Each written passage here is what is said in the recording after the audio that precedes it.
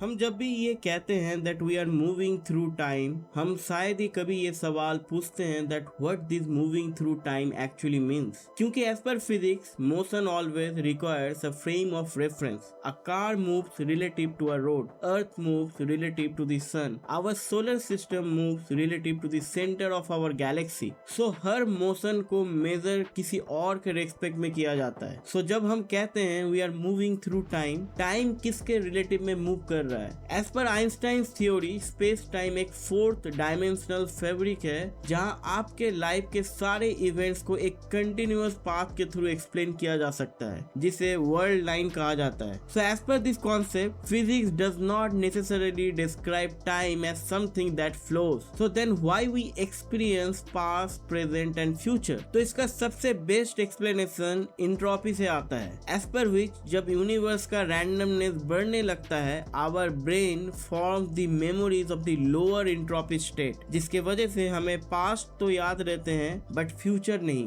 So in other words, शायद हम time के थ्रू ट्रैवल कर ही नहीं रहे, बल्कि हम यूनिवर्स के चेंजिंग स्टेट्स को एक्सपीरियंस कर रहे हैं. एंड यूनिवर्स का बढ़ता हुआ इंट्रोपी ये इल्यूजन क्रिएट कर रहा है that we are moving through time.